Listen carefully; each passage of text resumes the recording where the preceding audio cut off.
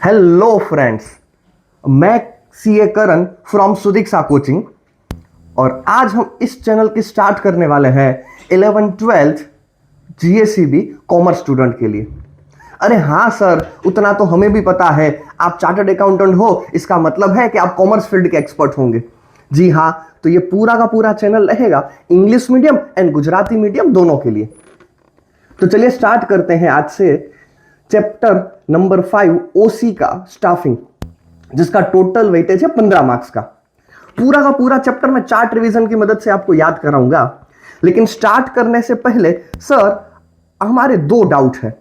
अरे हाँ, मुझे पता है कि आपके कौन से दो डाउट रहने वाले हैं। आपका पहला डाउट होगा, सर क्या ये रिवीजन वीडियो देखने के बाद हमारे सारे कंसेप्ट रिवाइज हो जाएंगे?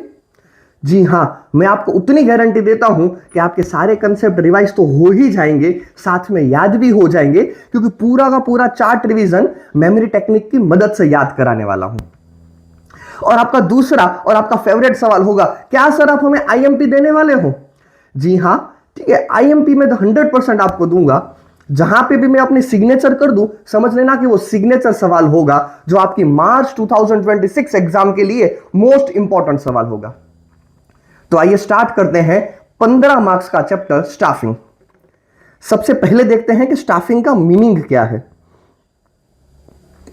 In ordinary sense staffing is not merely the recruitment. Staffing का मतलब खाली अपॉइंटमेंट करना नहीं है, बट ऑल्सो एक्वायर करना, ट्रेनिंग एंड मेंटेनिंग देम। मतलब एक्वायर तो करना ही है, साथ में क्या क्या करना है, ट्रेनिंग भी करना है और उनको मेंटेन भी करना है। सर समझ में आ गया कि ट्रेनिंग स्टाफिंग पूरा का पूरा एक वाइड कंसेप्ट रहेगा। नेक्स्ट सवाल क्या है, इंपॉर्टेंस ऑफ द स्टाफिंग। अब सर आपने ये बताया था कि आप मेमोरी टेक्निक के साथ याद रखाओगे, बताओ इस आंसर को याद रखने की मेमोरी टेक्निक क्या है। सवाल क्या है, इंपॉर्टेंस ऑफ स्टाफिंग आपको याद रखना है DDLJ। सर आप शाहरुख खान की वो वाली मूवी की बात कर रहे हो? जी हाँ, DDLJ की ही बात कर रहा हूं। देखो क्या करना है आपको, अगर जो आपने DDLJ मूवी कंटिन्यू देखी, तो DDLJ मूवी कंटिन्यू देखने से क्या होगा, दो चीज होगा, एक तो प्रेस्टीज इंक्रीज होगा, दूसरा harmony in relation. Sir DDLJ का मतलब क्या है? डी का मतलब है driving force and dynamic activity. Double D का मतलब क्या होगा, driving force and dynamic activity. Next L का मतलब क्या है, limbs of business enterprise. And J का मतलब क्या है, जॉब सेटिस्फेक्शन। ठीक है सर, हमें समझ में आ गया। चलिए अब एक साथ मिलकर याद करते हैं। सवाल क्या है, सवाल है स्टाफिंग के इंपॉर्टेंस। देखो स्टाफिंग का इंपॉर्टेंस क्या है, सर मूवी देखना है, मूवी DDLJ कंटिन्यू देखने से क्या होगा, अगर जो आपने DDLJ कंटिन्यू देखा तो दो बेनिफिट होगा, प्रेस्टीज इंक्रीज होगा और हार्मोनी इन रिलेशन। डी का मतलब क्या है, सर डी का मतलब ड्राइविंग फोर्स, डी का मतलब डायनामिक, एल का मतलब लिम्स एंड जे का मतलब है जॉब सेटिस्फेक्शन। DDLJ कंटिन्यू देखना है, दो बेनिफिट होगा, प्रेस्टीज इंक्रीज होगा and harmony in the relation. ठीक है सर, हमें ऑलरेडी ये पॉइंट याद हो चुका है।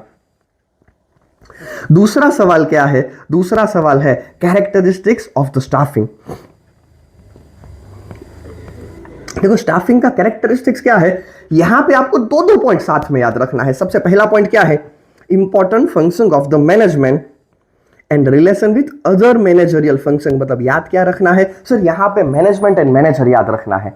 नेक्स्ट दो पॉइंट कौन सा है, ह्यूमन रिलेशन वाइड होने चाहिए। ह्यूमन रिलेशन कैसे होने चाहिए, वाइड होने चाहिए। नेक्स्ट दो तरह की प्रोसेस है, staffing is a dynamic process and perennial process. और आखिरी है कैपिटल एक्सपेंडिचर। देखो याद क्या रखना है, फिर से एक बार आ जाओ। सर आपने बताया दो दो पॉइंट याद रखना है, कौन से दो पॉइंट याद रखना है, तो important function of management and related with other managerial function. Next दो पॉइंट कौन सा था, तो कि सर ह्यूमन रिलेशन वाइड होना चाहिए, दो तरह की process, dynamic process and perennial process. और आखिरी कौन सा है, कैपिटल एक्सपेंडिचर। सर ये दोनों सवाल हमें याद हो चुके हैं। अब देखो अंदर का भी जहां पे भी डिफिकल्ट होगा वो भी मैं आपको करा रहा हूं। एक तो है सर कैपिटल एक्सपेंडिचर का मतलब क्या है। कैपिटल एक्सपेंडिचर का मतलब है कि देखो स्टाफिंग आपका एक्सपेंस नहीं है, स्टाफिंग आपके लिए इन्वेस्टमेंट आपको गिनना है। ठीक है सर। सर ये पेरेनियल प्रोसेस तो पहली बार देखा, नहीं भाई आप पहले भी ये देख चुके हो। पेरेनियल का मतलब है कंटिन्यू प्रोसेस। मतलब जब तक मैनेजमेंट चलता रहेगा आपको भी स्टाफिंग साथ में चलता ही रखना पड़ेगा। ठीक है सर, ये दोनों सवाल हमें याद हो चुके हैं। आइए नेक्स्ट सवाल के ऊपर। सवाल क्या है? Staffing as a part of the human resources management. देखो, as a human resources management आपको दो चीज देखना पड़ेगा। सबसे पहला चीज कौन सा है? आपको मैन पावर का प्लानिंग करना पड़ेगा। आपको देखना पड़ेगा कि आपको कितने आदमियों की रिक्वायरमेंट है। एक बार आपने डिसाइड कर लिया कि आपको इतने आदमियों की रिक्वायरमेंट है, अब आपको देखना पड़ेगा कि आप उनको रिटर्न में क्या देने वाले हो, मतलब कंपेंसेशन। एंड खाली कंपेंसेशन नहीं देना है, development of the staff. Okay ठीक है सर, सवाल क्या है? सवाल है staffing as a part of HRM. दो चीजें देखना है। सबसे पहले मुझे प्लानिंग करना पड़ेगा कि मुझे कितने आदमियों की जरूरत है। एक बार मैंने डिसाइड कर लिया मुझे इतने आदमियों की जरूरत है, उसके बाद मैं क्या करूंगा? उनको कंपेंसेशन देने के लिए प्लान करूंगा और डेवलपमेंट ऑफ द स्टाफ। ठीक है, नेक्स्ट टॉपिक रिक्रूटमेंट। और ये लीजिए, यहां पे मैंने आपको इंपॉर्टेंट सवाल दे दिया है। मुझे ऐसा लगता है कि मार्च 2026 के लिए अगर जो कोई भी मोस्ट इंपॉर्टेंट सवाल हो सकता है तो वो यही होगा इस चैप्टर में से। ठीक है सर, अब याद भी तो रखा दीजिए। देखो, रिक्रूटमेंट का सबसे पहले डेफिनेशन याद रखना पड़ेगा। रिक्रूटमेंट क्या है? एक तरह की प्रोसेस है जो क्या करेगा? एक्वायर करेगा at right time, right number, right place and right qualification.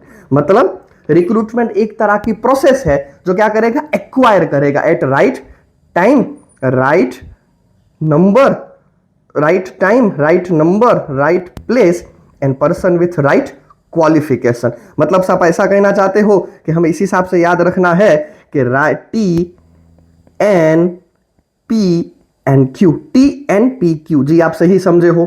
ठीक है, अब सवाल क्या हो सकता है? सवाल हो सकता है कि internal sources and external. Recruitment दो तरीके से हो सकता है, एक तो इंटरनल और दूसरा एक्सटर्नल। सबसे पहला क्या है उसमें? सबसे पहला है इंटरनल। इंटरनल का मतलब क्या रहेगा? इंटरनल का मतलब रहेगा कि आप अपॉइंटमेंट तो कर रहे हो लेकिन विद इन ऑर्गेनाइजेशन ही आपको करना है। तो सबसे पहला कौन सा होगा? सबसे पहला है प्रमोशन। प्रमोशन का मतलब क्या है?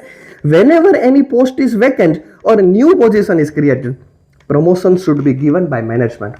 मतलब कोई भी अगर जो जगह खाली हुई है तो आप क्या करोगे? अपने ही एम्प्लॉय में से किसी एक पर्सन को प्रमोशन दोगे। सेकंड पॉइंट क्या है? ट्रांसफर। ट्रांसफर का मतलब क्या है? देखो, यहां पे एम्प्लॉय को कोई भी बेनिफिट नहीं मिलने वाला है। ट्रांसफर का मतलब सिर्फ इतना रहेगा कि एक डिपार्टमेंट में से दूसरे डिपार्टमेंट में ट्रांसफर करना है। ठीक है sir, if there is any shortage of employee in any department, it can be rectified by transferring to it the surplus of employee of another department। मतलब एक डिपार्टमेंट से दूसरे डिपार्टमेंट में ट्रांसफर कर दिया। ओके, तीसरा क्या है? Friends and relative of the employee. मतलब आप अपने एम्प्लॉय को ही पूछोगे कि हमें इस तरह के क्वालिफाइड पर्सन की जरूरत है, क्या आप में से कोई हमें वो आदमी दिला पाएगा? तो वो भी क्या हो जाएगा? इंटरनल का ही पार्ट हो जाएगा। नेक्स्ट कौन सा है? रिकॉल करना है आपको। मतलब आपके यहां पे जितने भी एम्प्लॉय निकल चुके हैं, ठीक है, आप सबसे पहले उन्हीं में से याद करोगे कि फिर से हमें किस पर्सन की जरूरत है। तो ये भी आप बाहर से थोड़ी गए हो, आपका ही तो पुराना स्टाफ रहेगा। नेक्स्ट पॉइंट है प्रमोशन विथ ट्रांसफर। देखो, सवाल क्या है? सवाल है कि रिक्रूटमेंट इंटरनल कैसे हो सकता है। पहला पॉइंट कौन सा था सर? पहला पॉइंट प्रमोशन, दूसरा ट्रांसफर, और यहां पे क्या आया है? Promotion with transfer. इसका मतलब employee can be transfer with promotion to another branch. मतलब दूसरी ब्रांच में तो भेजा ही है लेकिन एक लेवल ऊपर प्रमोशन करने के बाद भेजा है। और नेक्स्ट टॉपिक है वेटिंग लिस्ट। देखो, फिर से यहां पे मैंने के ड्रॉ कर दिया है 2 मार्क्स के लिए। अगर जो ये सवाल 5 मार्क्स में ऐसा पूछा गया कि एक्सटर्नल बताओ, तो इंटरनल में से 2 मार्क्स के लिए इंपॉर्टेंट सवाल, what is waiting list? The list of candidate who applied in the past but could not absorb such list is useful for recruitment at a later date।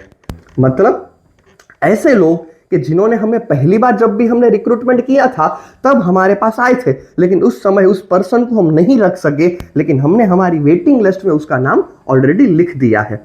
ठीक है sir, internal तो सारे समझ में आ गए। नेक्स्ट टॉपिक कौन सा है? एक्सटर्नल। सभी थ्रू वाले हैं। सबसे पहला कौन सा है? Through advertisement. देखो, ये सवाल याद रखने से पहले आप खुद समझो कि अगर जो आपको जॉब की रिक्वायरमेंट होगी तो आप कहां से ढूंढोगे? सर हम एडवर्टाइज में देखेंगे, इंटरनेट वेबसाइट वगैरह से देखेंगे, हम जिस कॉलेज में होंगे वहां पे कैंपस इंटरव्यू होगा। बस तो आपको वही सारे पॉइंट यहां पे लिखना है। सबसे पहला है थ्रू एडवर्टाइजमेंट। एडवर्टाइजमेंट कहां से करना है सर? एडवर्टाइजमेंट वो लोग कंपनी वाले न्यूज़पेपर के थ्रू ही करेंगे। दूसरा है एम्प्लॉयमेंट एक्सचेंज। अब देखो एम्प्लॉयमेंट एक्सचेंज का काम क्या होता है, वो एक लिस्ट प्रिपेयर करेगा। सर किसकी लिस्ट प्रिपेयर करेगा? Qualified but unemployed candidate. जब भी बिजनेस को रिक्रूटमेंट की जरूरत होगी तो वो एम्प्लॉयमेंट एक्सचेंज के पास जाएगा और बदले में वो लिस्ट ले लेगा। तीसरा पॉइंट है एजुकेशनल इंस्टीट्यूट। मतलब सर कैंपस रिक्रूटमेंट की आप बात कर रहे हो? जी हां, एजुकेशन इंस्टीट्यूट का मतलब है कि जब भी आपकी स्टडी खत्म हो जाती है तो उसके बाद कैंपस में ही आके आपका इंटरव्यू लिया जाता है, तो उसको हम क्या बोलेंगे? Campus interview. Through the trade union. Trade union का मतलब क्या होता है? देखो यहां पे यूनियन अपने हिसाब से काम करेगा। यूनियन क्या करेगा? एक लिस्ट प्रिपेयर करेगा, और जब भी कंपनी के अंदर वर्कलोड इंक्रीज हो जाएगा और कंपनी को जरूरत होगी तो वही ट्रेड यूनियन वाले बोलेंगे कि हमारे यूनियन में इतने आदमी हैं जो कि आपको रिक्रूटमेंट में मदद कर सकते हैं। Through contractor. सर कॉन्ट्रैक्टर नाम तो सुना है, लेकिन काम क्या है इसका? देखो कॉन्ट्रैक्टर क्या होगा? Business enterprise and the contractor for a supply of worker. Contractor का काम ही वही होता है कि जब भी बिजनेस एंटरप्राइज को वर्कर की जरूरत होती है तो वो वर्कर आपको प्रोवाइड कराता है। Okay sir. और आखिरी के दो टॉपिक है recruitment at a gate. Worker can be recruit by a business enterprise by placing a notice at a factory gate. मतलब फैक्ट्री के बाहर ही वो लोग नोटिस चिपका देंगे कि हमें इतने पर्सन की जरूरत है। लेकिन एक बात यहां पे ध्यान रखना, यहां पे कोई भी प्रोफेशनल पर्सन नहीं आएगा। यहां पे कौन आएगा? डेली वेजेस वाले लोग आएंगे। और आखिरी है मॉडर्न मेथड। सर ये ऑलरेडी हमें पता है, मॉडर्न मेथड का मतलब क्या है? वेबसाइट वगैरह के ऊपर देखना। ओके, तो ये सवाल आपके लिए मोस्ट इंपॉर्टेंट सवाल है मार्च 2026 एग्जाम के लिए। ठीक है, अब रिक्रूटमेंट तो कर लिया, लेकिन रिक्रूटमेंट में हमारे पास बहुत सारे लोग आए होंगे, तो हमें क्या करना पड़ेगा? हम सभी को तो अपॉइंट कर नहीं सकते, हमें उनमें से कुछ लोगों को ही सिलेक्ट करना है। तो नेक्स्ट सवाल कौन सा है? सिलेक्शन।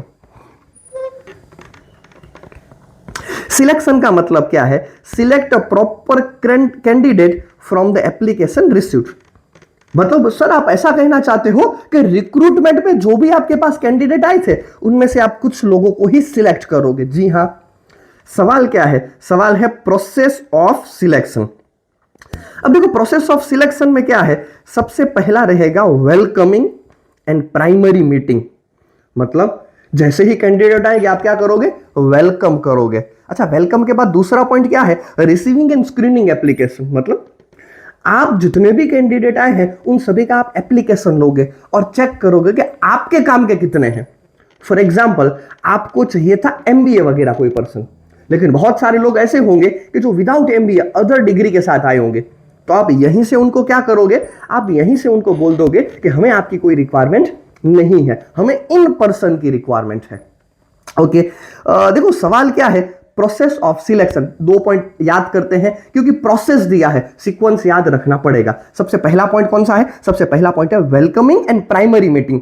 अच्छा, वेलकम करने के बाद क्या करेंगे? चेक करेंगे। क्या चेक करेंगे? और receiving end screening of the application. तीसरा है टेकिंग नेसेसरी स्टेप। और फिर से मैंने यहां पे के लगा दिया है, आपकी एग्जाम के लिए ये 2 मार्क्स के लिए इंपॉर्टेंट सवाल हो सकता है। 4 तरह की टेस्ट है। सबसे पहला कौन सा है सर? सबसे पहला है आईक्यू टेस्ट। आईक्यू टेस्ट का मतलब क्या है? आपका कॉमन सेंस कितना है, आपकी मेमोरी कितनी है, आप स्मार्टनेस कितना है, पावर ऑफ डिसीजन मेकिंग कितना है, थिंकिंग कैपेसिटी, ये सारी की सारी चीजें आपका आईक्यू टेस्ट में देखी जाएगी। दूसरा है एप्टीट्यूड टेस्ट। एप्टीट्यूड टेस्ट का मतलब क्या है सर? एप्टीट्यूड टेस्ट का मतलब रहेगा इंटरेस्ट, स्पेसिफिक काम रिलेटेड मेरा इंटरेस्ट कैसा है वो देखा जाएगा। तीसरी टेस्ट है ट्रेड टेस्ट। ट्रेड टेस्ट में क्या देखा जाएगा? स्किल्स, मैं जिस काम के लिए आया हूं उस काम के लिए मेरे पास स्किल्स कितनी है। और आखिरी है साइकोलॉजिकल। साइकोलॉजिकल का मतलब क्या है? आपका सेल्फ कॉन्फिडेंस देखा जाएगा, आपका एटीट्यूड देखा जाएगा। तो ये 4 तरह के सवाल आपको एग्जाम में आ सकता है। हो सकता है कोई भी 2 पूछे, हो सकता है कोई भी 4 पूछे, लेकिन आपके लिए इंपॉर्टेंट सवाल होगा। सवाल क्या है? कौन सी टाइप की टेस्ट लिया जाता है इन सिलेक्शन प्रोसेस? तो सर 4 तरह की टेस्ट लिया जाता है। सबसे पहला है आईक्यू, जिसके अंदर power of decision, memory, smartness वगैरह देखा जाता है। दूसरा है एप्टीट्यूड, मतलब इंटरेस्ट आपका देखा जाएगा, तीसरा है ट्रेड, स्किल्स देखा जाएगा, और आखिरी है साइकोलॉजिकल, मतलब आपका एटीट्यूड, सेल्फ कॉन्फिडेंस। ये चारों के चारों चीजें आपकी तरफ से देखी जाएगी। ठीक है, 1 मिनट सर, सवाल कौन सा करना है? देखो अभी सवाल चल रहा है प्रोसेस ऑफ सिलेक्शन। तो हमने क्या क्या देखा? सबसे पहले क्या करेंगे? वेलकम करेंगे। वेलकम करने के बाद क्या करेंगे? स्क्रीनिंग करेंगे। स्क्रीनिंग के बाद थर्ड पॉइंट कौन सा था? Taking necessary test. Fourth point है आपका इंटरव्यू। फोर्थ पॉइंट कौन सा है? इंटरव्यू। मतलब टेस्ट में जो लोग पास होंगे वो लोग अब फेस टू फेस आमने सामने आएंगे मैनेजमेंट के साथ। लेकिन देखो, आप मैनेजमेंट के साथ जब भी आओगे इंटरव्यू में, तो कोई पर्सन ऐसा भी बोल देगा कि सर मैं तो ट्रंप का पीए रह चुका हूं, तो क्या वो लोग मान लेंगे? नहीं मानेंगे। उनके लिए वो लोग क्या करेंगे? उनके लिए करेंगे चेकिंग रेफरेंसेस। मतलब आपने जो कुछ भी चीज इंटरव्यू में बोला है वो सारी चीज यहां पे वो चेक करेंगे। ओके सर, अगर जो सब कुछ सही रहा तो आपका प्राइमरी सिलेक्शन हो जाएगा। लेकिन सिलेक्शन होने के बाद भी एक चीज वो चेक करेंगे। क्या चेक करेंगे? Physical examination. आप चेक करेंगे कि ठीक है, आप मेंटली तो स्ट्रांग हो, आपके पास प्रॉपर नॉलेज तो है, लेकिन क्या आप फिजिकली फिट हो? अगर जो आप फिजिकली फिट हो तो चलिए कांग्रेचुलेशन, आपको अपॉइंटमेंट लेटर मिल जाएगा। और जैसे ही आपको लेटर मिलेगा आप क्या करोगे? Induction into the organisation and finally आपको अलॉटमेंट ऑफ द वर्क, मतलब कि काम दिया जाएगा। ओके, तो ये सवाल भी आ सकता है। खासकर यहां पे इंपॉर्टेंट सवाल रहेगा टेकिंग नेसेसरी टेस्ट। आखिरी टॉपिक यहां पे रहेगा ट्रेनिंग एंड डेवलपमेंट। देखो, ट्रेनिंग एंड डेवलपमेंट की अगर जो आप डेफिनेशन देखोगे तो ऑलमोस्ट उसी तरह की है। दोनों के बीच डिफरेंस क्या है? ट्रेनिंग का मतलब है theoretical and practical knowledge with reference to employee. Training किसको देना है? हमें एम्प्लॉय को देना है। और डेवलपमेंट किसको देना है? डेवलपमेंट देना है top management and departmental head. तो ये सबसे पहला डिफरेंस और डेफिनेशन आपको दोनों की याद रखना है। ट्रेनिंग किनको देते हैं? सर समझ में आ गया है, ट्रेनिंग देना है एम्प्लॉय को। और डेवलपमेंट किसका कराना है? डेवलपमेंट कराना है टॉप लेवल मैनेजमेंट का। नेक्स्ट सवाल है, दोनों का हम इंपॉर्टेंस देखने हैं कि इंपॉर्टेंस क्या है ट्रेनिंग का और डेवलपमेंट का। अब देखो, ट्रेनिंग का इंपॉर्टेंस देखने से पहले आपको याद रखना है कि ट्रेनिंग कौन देगा? महेंद्र सिंह धोनी। मतलब देखो, आपको याद रखना है इंपॉर्टेंस ऑफ ट्रेनिंग। उससे पहले याद रखोगे ट्रेनिंग कौन देता है? सर ट्रेनिंग हमें महेंद्र सिंह धोनी देता है, उससे अच्छी ट्रेनिंग कोई नहीं दे सकता। आओ मतलब समझाता हूं।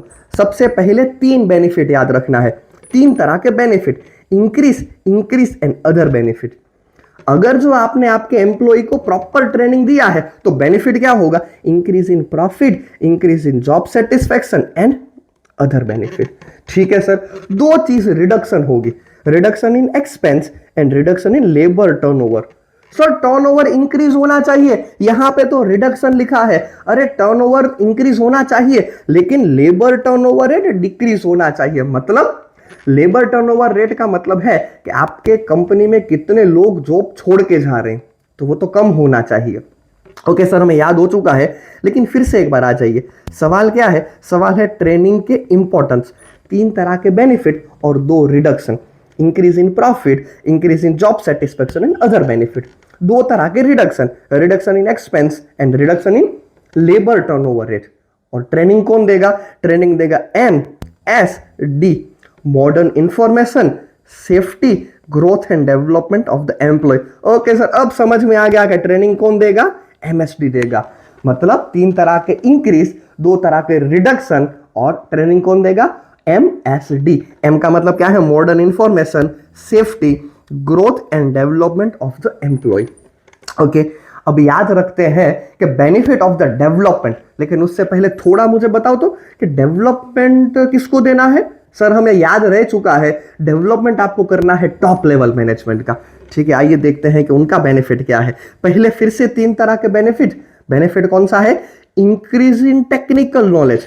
देखो, टॉप लेवल को देना है तो टेक्निकल नॉलेज इंक्रीज होना चाहिए। बाकी 2 तरह के development, development of the organisation and development programmes. तो पहले 3 पॉइंट किसके रिलेटेड थे?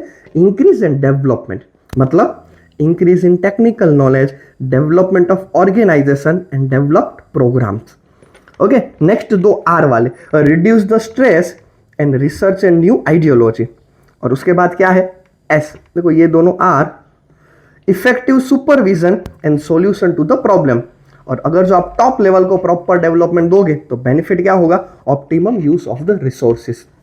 ठीक है सर, याद हो चुका है। लेकिन इस चैप्टर का आखिरी सवाल जो आपकी एग्जाम के लिए इंपॉर्टेंट सवाल हो सकता है, मैंने आपको 5 मार्क्स के लिए 2 इंपॉर्टेंट सवाल दिया है। एक कौन सा इंपॉर्टेंट सवाल था? एक सवाल था रिक्रूटमेंट और दूसरा कौन सा है? ट्रेनिंग एंड डेवलपमेंट का डिफरेंस। आइए याद करते हैं। सबसे पहला क्या है? मीनिंग। देखो, ट्रेनिंग किसको देना है? ट्रेनिंग देना है एम्प्लॉय को। मतलब हमें यहां पे क्या करना है? Job related knowledge and skills को इंक्रीज करना है। लेकिन डेवलपमेंट तो किसको देना है? टॉप लेवल मैनेजमेंट को। मतलब कि हमें यहां पे नॉलेज इंक्रीज करना है किसका? मैनेजरियल का। ओके सर, याद हो चुका है। दूसरा है ऑब्जेक्टिव। ऑब्जेक्टिव में क्या रहेगा? यहां पे भी एफिशिएंसी इंक्रीज करना है, लेकिन किसकी? प्रोडक्टिविटी की। क्यों?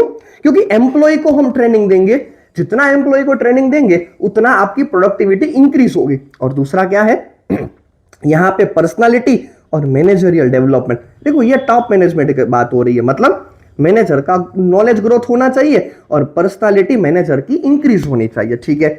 सेंटर पॉइंट क्या है? यहां पे प्रेजेंट जॉब सेंटर है, क्योंकि एम्प्लॉय को देना है आज का ही काम देखना है। लेकिन मैनेजर तो किसके बारे में सोचेगा?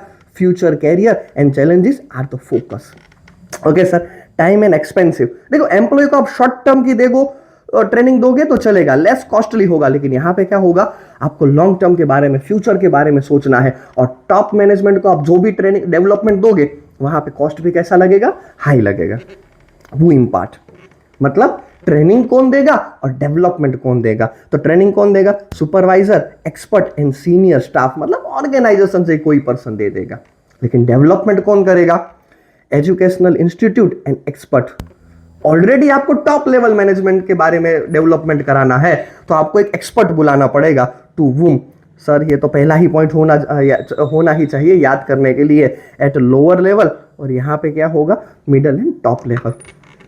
ओके, मुझे लगता है कि पूरा चैप्टर आपको याद हो चुका होगा। लेकिन मैं आपको एक बात याद करा दूं कि आपको चैप्टर तो यहां से याद हो गया होगा, लेकिन आपको एक बार, कम से कम एक बार राइटिंग प्रैक्टिस करनी पड़ेगी। जब तक आप खुद राइटिंग प्रैक्टिस नहीं करोगे तब तक अच्छे मार्क्स लेना थोड़ा डिफिकल्ट हो जाएगा। देखो, इस तरह से आपको कोई भी सब्जेक्ट का चार्ट रिवीजन चाहिए या कोई भी आपको कंसेप्ट समझना हो, आप कमेंट के अंदर लिख सकते हो, चाहे कोई भी सब्जेक्ट हो, account, statistics, OC, economics and SPCC. तब तक के लिए जय हिंद।